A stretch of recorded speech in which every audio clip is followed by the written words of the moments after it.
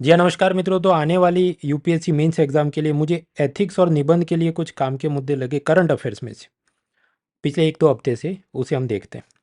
सबसे पहले डिस्क्लेमर कि यहाँ पर जो मैं पढ़ाने वाला हूँ उसमें पावर पॉइंट की क्वालिटी कोई बहुत ज़ोरदार नहीं होगी।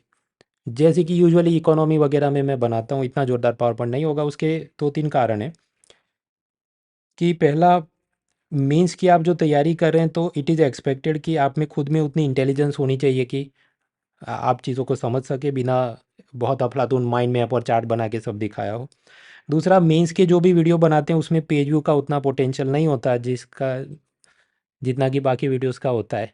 तो फिर एक हद से ज़्यादा दमखम भी लगाओ तो सामने मुझे इतने पेज व्यूज़ या उसका एडवर्टाइजमेंट रेवेन्यू मिलने वाला नहीं। So that is another reason. तीसरा, जो मैं पढ़ा हूँ उसके बियॉन्ड आपको और उसमें जानना हो तो इंडियन एक्सप्रेस या द हिंदू के कॉलम्स और आर्टिकल्स में से माल उठाया है, उसे आप देख सकते हैं। तो ऐसे कुछ 4-5-6 मुद्दे अलग अलग लगे मुझे, वो देखते हैं। सबसे पहले लीडरशिप, उसमें लोकसभा राज्यसभा और यंग पीपल के बारे में कुछ मुद्दे ये ऐसे हैं कि डिपेंडिंग ऑन क्वेश्चन एथिक्स में भी लिख सकते हैं, पॉलिटी में भी लिख सकते हैं, गवर्नेंस में भी लिख सकते हैं। देखिए, भूतपूर्व प्राइम मिनिस्टर मनमोहन सिंह वो राज्यसभा के एमपी हैं। एक ज़माने में आसाम से थे, फिर राजस्थान से।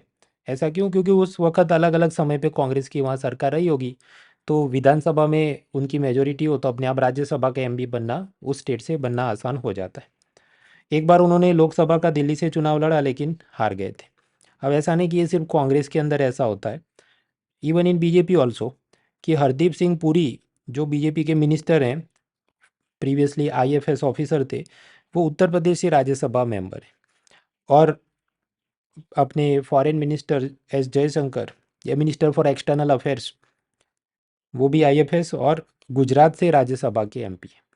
क्योंकि आप जानते हैं मिनिस्टर बनना है तो आपको सांसद होना ज़रूरी है, तो इसलिए लोकसभा का चुनाव जीतने गए ये लोग जीत नहीं सकते, तो इसलिए वो राज्यसभा के ऐसे मेंबर बन जाते हैं।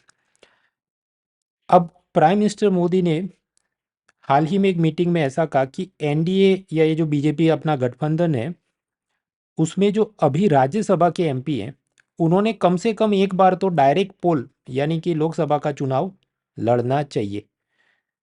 तो क्या ऐसा करना चाहिए कि नहीं करना चाहिए, ये अच्छी बात है बुरी बात है क्या है?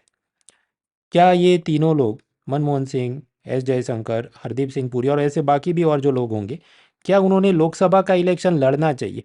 सबसे पहले हम एंटी आर्ग्यूमेंट कि उनको नहीं लड़ना चाहिए। क्योंकि लोकसभा इलेक्शन जीतना है उसका मतलब क्या, पब्लिक फेसिंग ज़्यादा रहना पड़ेगा, वहाँ चुनाव क्षेत्र में जाके सब प्रचार करना पड़े। मतलब पेजू टाइप की पर्सनालिटी, वो शेरो शायरी करे, माहौल बना दे, भाषण करे, वो सब टैलेंट होना चाहिए। अब ये इनका टैलेंट नहीं है और इनको ये टैलेंट बनाने की ज़रूरत भी नहीं है, क्योंकि ये सब टेक्नोक्रेट्स हैं, एकेडमिशियंस हैं। तो it will be a waste of their time, talent and energy. Right man for the right job, कि ये अगर राज्यसभा एमपी बन के भी मिनिस्टर का अच्छा काम कर सकते हैं तो उनको करने दो, उनको ये नया करने की क्यों ज़रूरत है? तो ये एक मसला हो कि ये सब की कोई एक्सपेरिमेंटेशन की ज़रूरत नहीं। नाउ, आर्ग्यूमेंट्स इन फेवर कि हाँ इन लोगों ने भी कम से कम एक बार तो लोकसभा का चुनाव लड़ना चाहिए। ऐसा क्यों? ताकि पहला कारण, उनके दिमाग में अगर कुछ एलिटिज़म जो चलता हो तो थोड़ा गांव में जाएंगे, प्रचार करेंगे, लोगों से मिलेंगे, और वो जो मत चुनाव क्षेत्र से जीत के आएंगे तो उधर से भी पब्लिक उनसे कुछ ना कुछ छोटी मोटी शिकायतें लेके आए, हमारा ये काम नहीं हो रहा है, वो काम नहीं हो रहा है। तो उनको पता चले कि रियल लोगों की क्या रियल प्रॉब्लम्स होती है, तो थोड़ा उनका जो एलिटिज़म हो वो थोड़ा कम हो सके। दूसरा, ग्रास रूट की उनको रियलिटी पता चले। तीसरा, अगर ऐसा कुछ ही लोग बार बार राज्यसभा के एमपी बन जाएं और फिर उसकी मदद से वो मिनिस्टर भी बनते रहें, तो इंटरनल जो पार्टी डेमोक्रेसी में भी हो सकता है कुछ नौजवान लोगों जो भी मिनिस्टर बनने का दम रखते हों, लेकिन ये लोग वहाँ पर बैठे हैं, कुर्सी खाली नहीं कर रहे हैं, तो इनको मौका नहीं मिल रहा है। तो इसके लिए भी ज़रूरी है कि हाँ तुम भी लोकसभा इलेक्शन लड़के दिखाओ। अगर नहीं मिलता जनमत आपको तो फिर जो कोई दूसरे जीत के आए हैं अपनी पार्टी से उनको मिनिस्टर बनाते। So that is also required.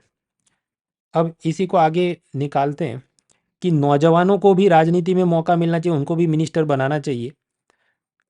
अब जैसे कि वो ग्रेटा थनबर्ग जो क्लाइमेट एक्टिविस्ट है, या ये मलाला यूसुफजई जिसको कि नोबेल प्राइज़ भी मिला है, तो पार्लियामेंट की कुछ संसदीय समिति ने ऐसा पाया कि देखिए अभी लोकसभा विधानसभा में इलेक्शन लड़ने के लिए 25 ईयर्स और राज्यसभा में कुछ 30 ईयर्स चाहिए, तो उसको हम कम कर देते हैं।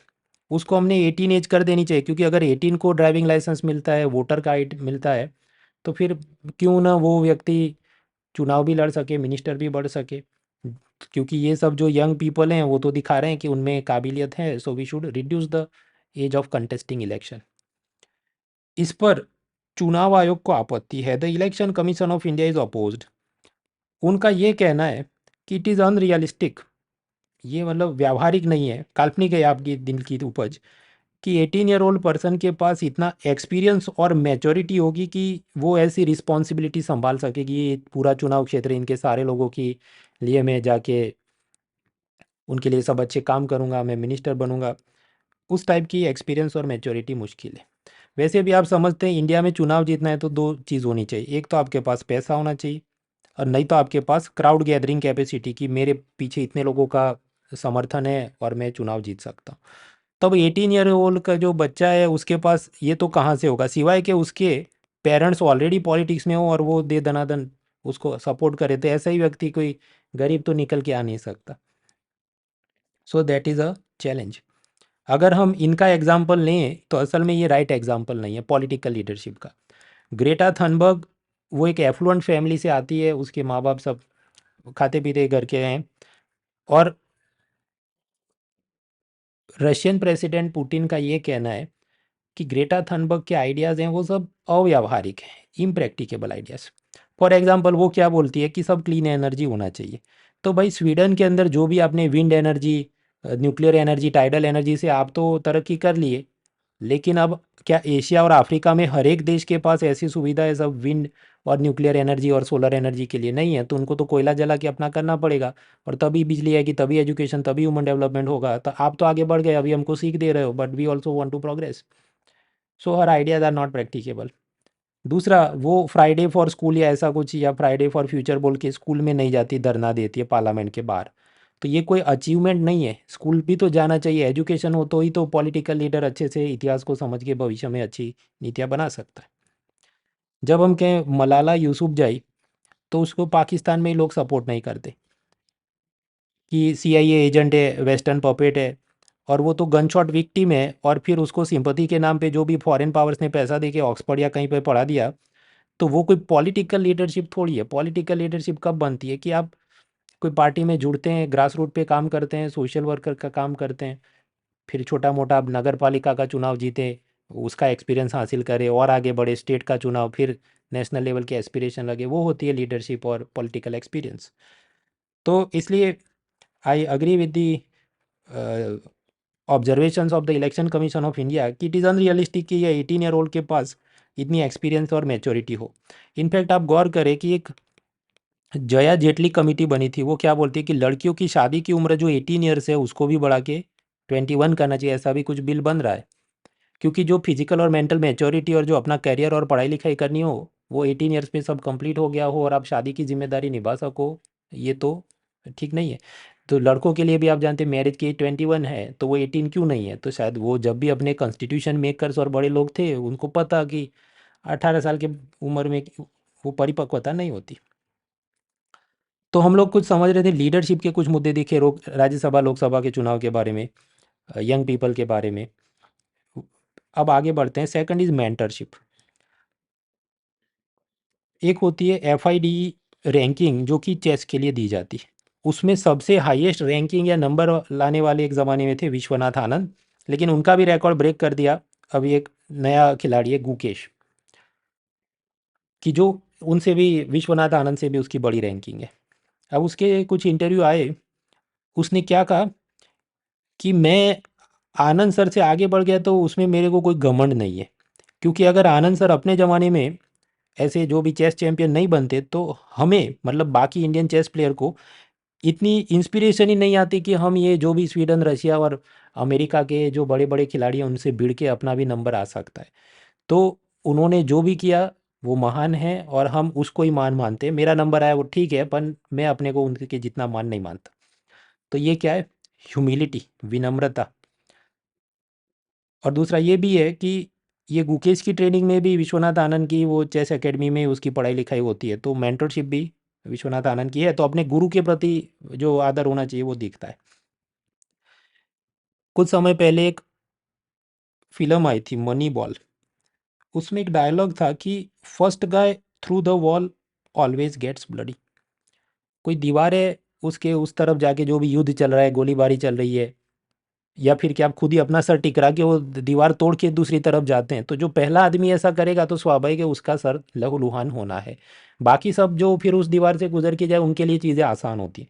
तो स्वाभाविक है जब विश्वनाथ आनंद ने चैंपियनशिप जीता होगा उसके ज़माने में, तो वीज़ा टाइम पे नहीं मिलता होगा, टिकट के पैसे नहीं होंगे, वहाँ गया होगा, खाने पीने की तकलीफ हो। आज की तारीख में तो उसके मुकाबले काफ़ी सुख सुविधाएं कि सरकार की तरफ से जो भी ओलंपिक प्लेयर, तो उनके साथ डाइटिशियन, उनका रसोइया बेच सकते हैं, उसको मसाज करने वाला बेच सकते हैं, फिजियोथेरेपिस्ट वगैरह। एक ज़माने में 2004 में कर्नल राज्यवर्धन राठौड़ ने शूटिंग का जब ओलंपिक्स जीता, उस वक्त काफ़ी तकलीफ थी कि वो जो बंदूक की लाइसेंस लेनी हो उसकी गोलियां चाहिए, गोलियां भी काफ़ी महंगी आती थी, फिर उसकी वाइफ ने कुछ फाइनेंशियल सपोर्ट किया, मिलिट्री में से आसानी से छुट्टी नहीं मिलती हो।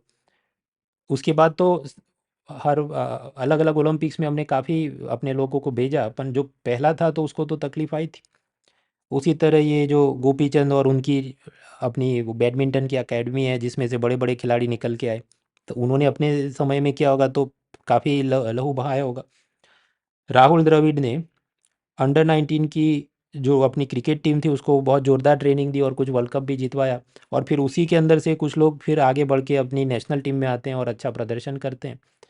जबकि वो उतनी ग्लैमरस जॉब नहीं है जितना रवि शास्त्री वगैरह को मिले मान सम्मान या पैसा नेशनल टीम का कोचिंग वगैरह करने में, उतना अंडर 19 में तो नहीं था अपन उसने किया।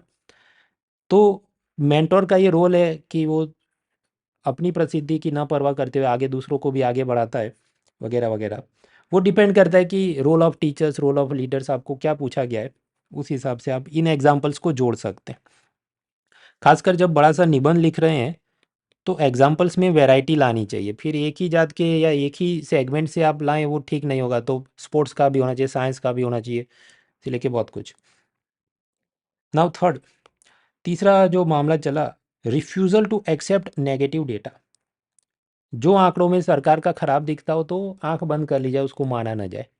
अब कुछ कंट्रोवर्सी ऐसी चल रही कि मैनुअल स्कैवेंजिंग, मतलब ये जो मलमूत्र वगैरह वो सर पे ढो के साफ सफाई करना, ऐसे जो भी गटर लेटरिन वगैरह हैं, तो स्वाभाविक है ये सब इलीगल है, इस पर बैन है। सरकार का ये कहना है हमने ये सब ख़त्म करवा दिया है। लेकिन फिर सोशल जस्टिस मिनिस्ट्री की खुद ने एक स्वच्छता अभियान ऐप बनाई, उसमें ऐसा बोला कि अगर ऐसी किसी पर आपको प्रैक्टिस दिखे, कोई ऐसा करने के लिए मजबूर है, तब उसका फ़ोटो खींच के हमें कंप्लेन करो। तो पता चला ऐसी 6,000 से ज़्यादा कंप्लेंट्स आई हैं। फिर सोशल जस्टिस मिनिस्ट्री ने वहाँ पर अपने ऑफिसर्स को भेजा कि इन्वेस्टिगेशन करो, तो इन्वेस्टिगेशन किया तो ग्राउंड पे कुछ नहीं मिला। हालांकि मिनिस्ट्री को खुद शंका है कि क्या सच में सब खत्म हुआ या कुछ आंकड़े असल में था वो वैलिड केस वगैरह नहीं, और फिर से सब सर्वे किया जाए, ऐसी मुहिम चल रही है। तो अब सोचिए, अब ये ऐसा नहीं कि कांग्रेस है कि बीजेपी है, किसी की भी सरकार हो, अगर वो आंकड़े मान ले तो फिर खराब दिखता है ऑपोजिशन पार्टी के सामने भी, और ये यूनाइटेड नेशन और human right commission international level पे जो भी हो गए उनके सामने भी। तो ऐसी चीज़ को कैसे एड्रेस किया जाए वो भी तो ऑफिसर के रूप में एक चैलेंज है, क्योंकि स्वाभाविक है अगर कंप्लेन आती है तो तुरंत ही जब कोई ऑफिसर फील्ड में जाएगा, लोकल प्रशासन तुरंत ही उन चीज़ों को छुपा देगा या उसको धमका देगा कि तुम कबूल मत करना कि ऐसा तुमसे हमने करवाया था वगैरह। तो ये भी केस स्टडी के रूप में आप सोचिए कि how will you address this. इसी को और आगे बढ़ाते हैं, refusal to accept negative data में दूसरा मामला ये बनता है। करीब 2019 में भारत सरकार ने ये किया कि स्वच्छ भारत मिशन के तहत open defecation free India, Bharat में कोई खुले में शौच नहीं जाता, सब कुछ हमने बना दिया है।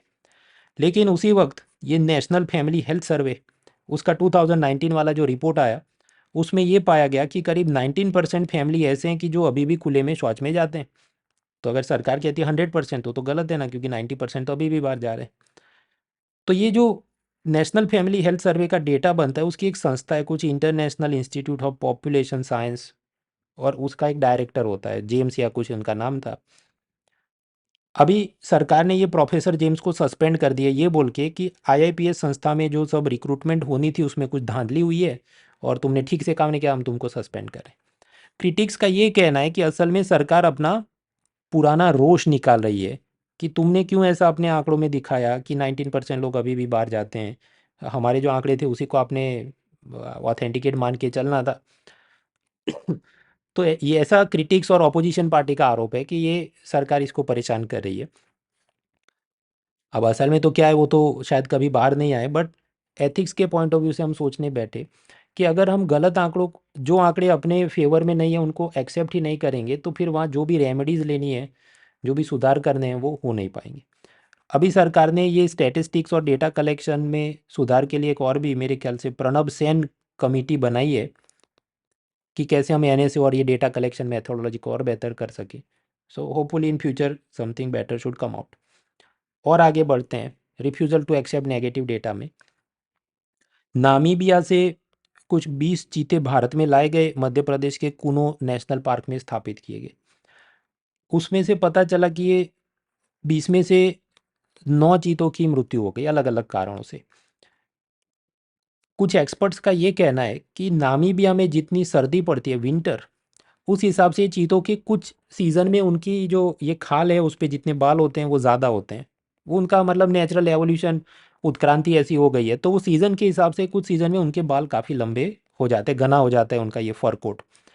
लेकिन फिर जब इंडिया में आते हैं तो आप जानते हो गर्मी पड़ती है, बारिश का मौसम, तो होता ये है कि आप सोचो आपने स्वेटर पहन के रखा है और ऐसा सब ह्यूमिड क्लाइमेट है कि बारिश होगी नहीं होगी तो आपको बहुत ज़्यादा पसीना चढ़ जाएगा, बहुत खुजली होगी, और चीता अपने नाखून से खुजाएगा तो फिर सब घाव हो जाएगा, उसमें इन्फेक्शन, उसके अंदर फिर कुछ पैरासाइट घुस गए और उसके चलते उनकी कुछ चीतों की डेथ हुई।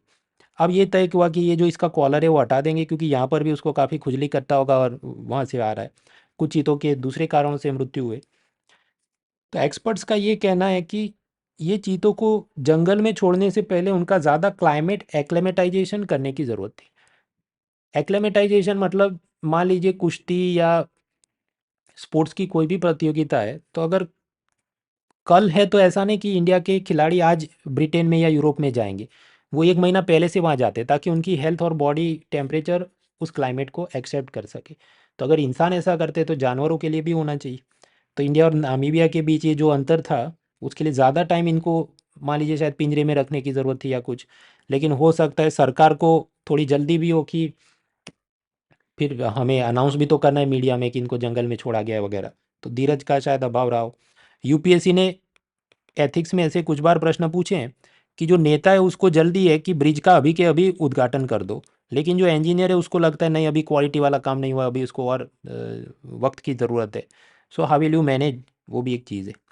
ये चीता रिपोर्ट के अंदर जो जूलॉजिस्ट का नाम लिखा गया था कि ये एक्सपर्ट ओपिनियन से हमने तो इनका सब ट्रीटमेंट किया है, तो उनमें से कुछ जूलॉजिस्ट ने सुप्रीम कोर्ट में या कहीं पर ऐसा बोला कि सरकार ने हमारा सिर्फ ऑन पेपर नाम लिखा लेकिन हमसे कभी कुछ खास राय ली नहीं है, और ली तो उसका अमल नहीं किया। हालांकि इन फेयरनेस अगर आप सोचने बैठो, कुछ बार ये भी होता है कि आप एकेडमिशियंस को बहुत पूछने बैठो तो वो इतनी सब सलाह देना चालू करे कि काम धीमा पड़ जाता है। अब बोलने को तो प्रोफेसर ये भी बोल सकते हैं कि तुमको यूपीएससी की तैयारी करनी है तो डीडी बासु पढ़ो, तुम्हारी इंटेलेक्चुअल डेप्थ बढ़ेगी, पर फिर जो जनता है उसको तो जल्दी से पास करनी है तो वो तो लक्ष्मीकांत पढ़ेंगे। हालांकि हो सकता है डीडी बासु के अंदर ज़्यादा गहराई से चीज़ें ऐसी दी गई हो कि जो मैं इसमें मदद करती हूँ। So then what is the way forward, वो भी आपको गौर करना चाहिए कि एक तरफ जल्दी से भी काम निपटाने क्योंकि लोगों की पॉलिटिकल पार्टीज़ की एस्पिरेशन तेज हो रही हैं, और सामने इनको पूछने चले तो धीमा धीमा काम होता है। So how will you balance those things. खैर, तो लीडरशिप देखा, मेंटरशिप देखा, नेगेटिव डेटा देखा। आगे बढ़ते कैंपस एथिक्स, फिर medical ethics and lastly artificial intelligence. Campus ethics में क्या चल रहा है, आईआईटी बॉम्बे के अंदर कैंटीन में कुछ लोगों ने पोस्टर लगा दिए कि ये वाले टेबल सिर्फ और सिर्फ वेजिटेरियन लोगों के लिए हैं। अब उधर जो भी प्रशासन है, प्रोफेसर है, उनका कहना नहीं हमको तो नहीं पता किसने पोस्टर लगाया, हम इन्वेस्टिगेट करेंगे। तो भाई पहले से सीसीटीवी लगा के रखो, एक तो बात है। And secondly another point two reflect, ऐसा कुछ आईआईटी बीएचयू वगैरह में भी पहले कंट्रोवर्सी हुई थी कि जो वेजिटेरियन है उनका मेस अलग होना चाहिए, नॉनवेज वालों का अलग होना चाहिए, हमारा खाना उनके साथ मिलना नहीं चाहिए वगैरह। प्रशासन का कहना है हम ध्यान रखते हैं एंड सो ऑन। उसको आगे आर्गूमेंट को लेके जाएं तो जब आप एक एरोप्लेन में जाते हैं और उसमें खाना परोसा जाता है, या 5 स्टार होटल में जाते हैं, तो क्या उधर ऐसा आर यू ऑलवेज सर्टेन कि हमेशा वो नॉन वेज वाला अलग बनता है और इसका अलग बनता है, और दोनों में सेम बर्तन इस्तेमाल नहीं हुए, या वो जो रसोइया है वो सेम टू सेम आदमी नहीं है वगैरह। तो अप टू व्हाट लेवल अपनी धार्मिक भावनाओं के प्रति इतना मतलब उसका लिहाज रखना चाहिए, और असल में कितना व्यावहारिक है। और इसके बीच अगर आप एक वाइस चांसलर होंगे तो आप इसको किस हद तक इन चीज़ों पे जाएंगे। या फिर कुछ बार ये भी होता है कि जो कुछ पॉलिटिकल एलिमेंट्स स्टूडेंट यूनियन के नाम पे उनको अपनी कुछ चल रहा हो पैरेलल, तो उन सब चीज़ों को मैनेज कैसे किया जाए, that two is a challenge. आगे बढ़ते हैं मित्रों। आईआईटी के अंदर weaker section SC ST community के कुछ बच्चों ने आत्महत्या की हो, ऐसे सब न्यूज़ बीच में चले थे। अब आईआईटी बॉम्बे ने कुछ गाइडलाइंस इशू की कि कॉलेज में किसी ने किसी को ये नहीं पूछना है तुम्हारा रैंक क्या था, क्योंकि स्वाभाविक है रैंक पूछ के फिर वो मजाक बनाएगी, देखो ये तो रिजर्वेशन वाला है वगैरह, और फिर प्रेशर बनाया अननेसेसरी। उसी तरह आईआईटी बॉम्बे ने और कि एक तो रैंक मत पूछो किसी का कि जेई में क्या रैंक आया था। दूसरा, कोई कास्टी जोक फॉरवर्ड मत करो। तीसरा, सब लोग हॉबी क्लब वगैरह ज्वाइन करो ताकि अलग अलग कास्ट के जो लोग हैं आपस में उनकी फ्रेंडशिप हो और सब सौहार्द से रहे। अब ये ऐसा नहीं कि सिर्फ और सिर्फ SC ST के साथ दुराचार हो रहा है, कुछ बार ऐसा कि एंटी ब्राह्मीण स्लोगन्स इन JNU कैंपस, तो ये भी चल रहा है। मतलब दोनों तरफ से जो वैमनस्य है उसको कम करना है तो कैसे करोगे। एक तो ऐसी सब गाइडलाइंस होनी चाहिए, उसका लेटर एंड स्पिरिट में पालन होना चाहिए, और ऐसे सब hobby club sports activity NCC NSS annual day वगैरह के अंदर जम के सबने पार्टिसिपेट करवाना चाहिए ताकि सौहार्द बने। आगे बढ़ते हैं।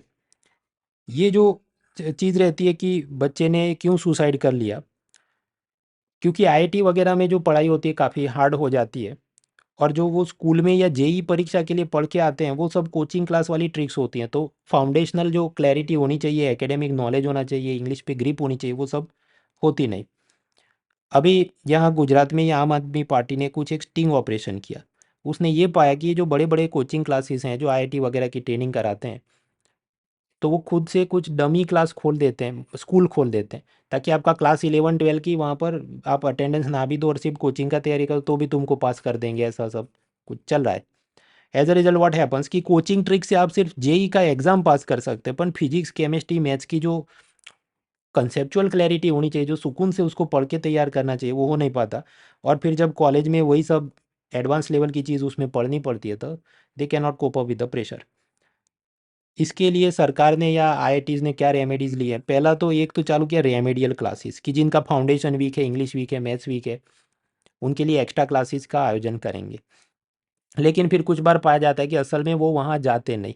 ये ऐसी बात है कि आपको सीसेट में कमजोरी है लेकिन क्या आप कोचिंग करेंगे, तो वो नहीं करेंगे ज़्यादातर केस में, फिर फेल होंगे, फिर सोचेंगे अगले साल करूँगा, फंड जब आएगा तो नहीं मैं तो मैनेज कर लूँगा। तो वो ऐसा कि दूसरे का महल देख के खुद की झोंपड़ी जला देना, कि वो लोग सीसेट की कोई तैयारी नहीं कर रहा तो मैं भी नहीं करूँ भले मुझे ना आता हो, वो मानसिकता से बच्चों को निकालने की ज़रूरत है। तो वो पेरेंट्स की भी जिम्मेदारी है, टीचर्स की भी जिम्मेदारी है। दूसरा, अर्ली एग्जिट का भी, कि मान लीजिए वो 4 साल का कोर्स होता आप 3 साल में निकल सकते हो और फिर आपको बीटेक की जगह बीएससी का कुछ मिले डिग्री, ऐसा भी एक रिफॉर्म लिया गया था। अब ये ऐसी चीज़ें एजुकेशन प्रेशर सुसाइड वगैरह, वो निबंध या एथिक्स में कितना लंबा पूछा है आप उस हिसाब से जोड़ सकते हैं। उसके बाद का मुद्दा है मेडिकल एथिक्स। मेडिकल एथिक्स में ऐसा है कि सरकार का ये कहना है कि प्रेजेंट मेडिकल सिस्टम है उस पर कॉलोनियल एलोपैथिक सब प्रभाव ज़्यादा है, so we will decolonize it. मतलब वहाँ से ये जो भी एलोपैथी एलोपैथी नहीं, जो आयुष में आयुर्वेद, यूनानी, योगा, सिद्ध, होम्योपैथी, नेचुरोपैथी, ये सब को भी हम दे दनादन प्रमोट करेंगे। और गांधी जी और टागोर ने भी इसकी वकालत की थी होम्योपैथी की, ऐसा कुछ होम्योपैथी के एडवोकेट्स बोल रहे हैं। इस पे अभी द हिंदू न्यूज़पेपर में कुछ एंटी आर्ग्यूमेंट आया। उनका ये कहना है कि होम्योपैथी प्रूवन साइंस नहीं है कुछ रिपोर्ट्स के हिसाब से। दूसरा, गांधी जी ने कोई होम्योपैथी की वकालत में बहुत ज़्यादा लिखा नहीं है। तीसरा, टागोर ने इसकी वकालत की, वो ऐसा कोई प्रूवन डॉक्यूमेंट है नहीं, वो सब व्हाट्सएप यूनिवर्सिटी का ज्ञान है। इसलिए एलोपैथिक डॉक्टर के नाम पे वो द हिंदू कॉलमनिस्ट ने लिखा था कि डीकोलोनाइज करना चाहिए, वो बात बराबर है, पर जो साइंटिफिकली वैलिड या प्रूवन है उतना करना चाहिए। इससे पहले 2015 में भी ऐसी एक कंट्रोवर्सी आई थी। वो मामला ऐसा था कि सरकार ने ये कहा कि डॉक्टर की शॉर्टेज है, तो ये जो आयुर्वेद वगैरह डॉक्टर होते हैं वो भी अबॉर्शन यानी कि गर्भपात कर सके ऐसी उनको छूट देते। हालांकि इंडियन मेडिकल एसोसिएशन ने काफ़ी विरोध किया, फिर अमल नहीं हुआ, क्योंकि उनका ये कहना था एलोपैथी डॉक्टर्स का कि मान लीजिए कोई एबॉर्शन करने में कोई सीरियस केस हो जाए कि उसमें बहुत खून बह जाए, सर्जरी करनी पड़े, तो ये लोग तो कर नहीं पाएंगे, तो फिर इनको अलाउ नहीं करना चाहिए। आगे बढ़ते हैं मेडिकल एथिक्स में ही। आप जानते हैं कुछ समय पहले गाम्बिया में भारत के खराब क्वालिटी के कप सिरप पी के 66 बच्चों की मृत्यु हुई थी। उसके बाद वर्ल्ड हेल्थ ऑर्गेनाइजेशन ने भी काफ़ी नेगेटिव बोला था भारत की फार्मा कंपनियों के बारे में। अब इस पे सरकार क्या कर रही है? सरकार एक जन विश्वास बिल लेकर आई। जन विश्वास बिल इससे पहले भी लाए थे। उसमें ऑब्जेक्टिव होता है ईज ऑफ डूइंग बिजनेस, यानी व्यापार में सुगमता। मतलब कोई केस में कंपनी को अगर जेल होने वाली हो तो नहीं, तुमको जेल नहीं करेंगे, तुम जुर्माना भरो और छोड़ देंगे। तो ऐसा ही किया कि जन विश्वास बिल के तहत ड्रग एंड कॉस्मेटिक एक्ट में ऐसा सुधार किया गया है कि अगर कोई सब स्टैंडर्ड मतलब कम अच्छी गुणवत्ता वाली दवाइयाँ बनाते हुए पकड़ा भी जाए, घटिया क्वालिटी की दवाई बनाए, तो पहले उसको जेल हो सकती थी, लेकिन अब बोला नहीं, जेल नहीं करेंगे, सिर्फ जुर्माना, यानी एक प्रकार से डीक्रिमिनलाइज कर देंगे ताकि ईज ऑफ डूइंग बिजनेस हो जाए। तो ऑपोजिशन पार्टी और क्रिटिक्स का ये कहना है भाई, अगर आप ऐसा करेंगे तो डर खत्म, तो इज्जत खत्म, तो वो तो दे दनादन सब स्टैंडर्ड मेडिसिन ही बनाएगा कि पकड़ा नहीं जाता तब तक मैं तो यही करूँगा। हालांकि सरकार ने फिर की क्वालिटी अच्छी बने दवाइयों की, इसलिए सब कंपनियों को ये कहा है कि आपने वर्ल्ड हेल्थ ऑर्गेनाइजेशन की जो जीएमपी मतलब गुड मैन्युफैक्चरिंग प्रैक्टिसेस उसको अपनाओ और उस हिसाब से अच्छी क्वालिटी का सब माल बनाओ, ये कहा है। तो ये भी बात की है, एक तरफ आप बोलते हैं ईज़ ऑफ डूइंग बिजनेस की भी ज़रूरत है, लेकिन फिर सामने पब्लिक की हेल्थ और लाइफ के साथ कितना समझौता हो सकता है, इन दोनों में भी तो एक बैलेंस बनाने की ज़रूरत है। ये भी पॉलिसी मेकर के लिए एक चुनौती है। तो लीडरशिप देखा, मेंटरशिप देखा, नेगेटिव देखा, कैंपस एथिक्स, मेडिकल एथिक्स देखा। आखिरी मुद्दा बचता है आर्टिफिशियल इंटेलिजेंस, प्राइवेसी वगैरह। मित्रों, इंटरनेट पे कुछ वेब पेजेस होते हैं कि सपोज आपके घर में बच्चा पैदा हो, आपको नामकरण करना है, तो आपको नाम के सजेशन चाहिए। तो द हिंदू के जर्नलिस्ट ने कुछ एक्सपेरिमेंट किया कि एक वेबसाइट खोली कि जहाँ पर पॉपुलर मुस्लिम बेबी नेम्स बोल के जितने नाम थे वो सब एक्सेल डेटा में फीड किए कि मुसलमानों के बच्चों के इतने नाम हो सकते हैं। फिर उन्होंने ये जो भी चैट जीपीटी या बार्ड या किसी आर्टिफिशियल इंटेलिजेंस को कमांड दिया कि देखो तुम ये वेब पेज में जितने मुसलमानों के नाम दिए हैं उसके हिसाब से तुम समझो कि इनके नाम किस टाइप के होते हैं, और फिर तुम एक ऐसा प्रोग्राम बना दो कि कोई भी एमपी या एमएलए की हम तुमको लिस्ट दे तो तुम सीधा ही पहचान पाओ कि उसका धर्म क्या है। मतलब पहले वो सीख लेगा कि मुसलमानों के इस प्रकार के नाम होते हैं, फिर लोकसभा राज्यसभा के जो भी एमपी हैं उनकी एक अलग एक्सेल फाइल में नाम बना के उसको दिया जाए, आर्टिफिशियल इंटेलिजेंस पहचान लेना चाहिए कि भाई ये लोग मुसलमान हैं।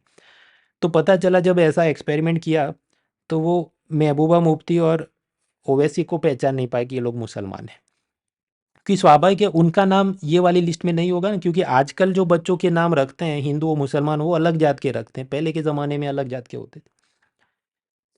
तो यानी हम आर्टिफिशियल इंटेलिजेंस और ये मशीन लर्निंग उस पर कितना निर्भर रह सकते हैं।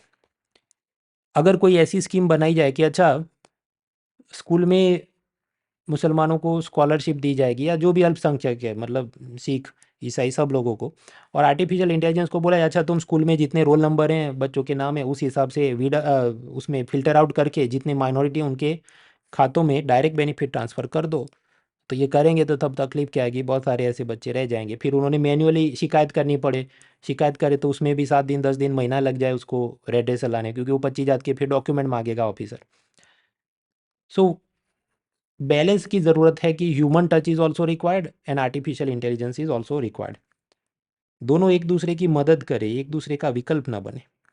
आखिरी मुद्दा, ये भीमा कोरेगांव केस में कुछ एक्टिविस्ट को जेल हुई थी, सुप्रीम कोर्ट ने उनको जमानत दी है। पर वो जमानत दी उसमें एक इंटरेस्टिंग कंडीशन है। मित्रों, आजकल आप जानते हैं आईफोन और सब महंगे वाले एंड्रॉयड फ़ोन में एक फीचर होता है फाइंड माय फ़ोन। मतलब वो कहीं और हो तो आपको जीपीएस वो पोर्टल में देखा जाए कि ये आपका फ़ोन इस जगह पर है। तो तुमने इस टाइप का जो भी सेटिंग है वो बनाकर 24/7 अपना फ़ोन का जीपीएस लोकेशन पुलिस को देना होगा, ये शर्त के साथ हम तुमको जमानत दे रहे हैं, बेल दे रहे हैं।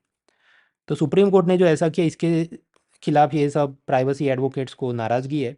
उनका ये कहना है कि कोड ऑफ क्रिमिनल प्रोसीजर में ऐसा कोई प्रोविज़न है ही नहीं कि आप किसी का 24/7 लाइव लोकेशन का फ़ोन डेटा मांग सको। दूसरा, ये उसकी पर्सनल प्राइवेसी का हनन है कि फिर उसको बीच में अपने प्रेमी या प्रेमिका को मिलने जाना हो तो फिर पुलिस को पता चले या फिर वो जाके कुछ और तोड़ करे। तीसरा, जब बेल दिया जाता है तो उस वक्त आप जानते हैं सिक्योरिटी बॉन्ड के नाम पे कुछ लाख रुपए भी भरने तो पड़ते हैं। तो जब वो डिपॉजिट दिया गया है तो फिर अब तो हमको मानना चाहिए कि वो अच्छे व्यवहार से रहेगा, तो we should not ask for the GPS. Now counter arguments कि नहीं नहीं, सुप्रीम कोर्ट ने जो किया वो बराबर है, इनको जीपीएस लोकेशन मांगना चाहिए। क्योंकि अमेरिका में भी ऐसा होता है कि संगीन जुर्मों में अगर बेल दिया जाता है तो उसको एंकल बेल्ट या ऐसा लगाया जाता है पट्टा, वो एंकल बेल्ट के अंदर ही जीपीएस लोकेशन हो, तो कहीं पे ही चल के जाए पता रहे पुलिस को वो कहाँ जा रहा है। दूसरा, कुछ बार ये होता है कि पैरोल या बेल मिला है वो फिर भाग जाता है, वापस नहीं आता है, तो इसके लिए भी ज़रूरी है। तीसरा, ये भी सुनिश्चित करने के लिए कि वो व्यक्ति जाके विक्टिम को धमका नहीं रहा है, उसको रोकने के लिए भी तो ऐसा जीपीएस मैपिंग जरूरी है। क्योंकि आप समझिए 24 घंटे जो पुलिस है वो विक्टिम या जो भी उसका गवाह है, विटनेस, उसको प्रोटेक्शन देना हर केस में संभव नहीं। अब ये लोग कहीं भी उसको जाके परेशान करते हो, सब धमकाते हो सीधे इनडायरेक्टली, तो जीपीएस लोकेशन हो तो पता चल जाए कि भाई तुम परेशान कर रहे हो, तो इसके लिए भी इसकी ज़रूरत है।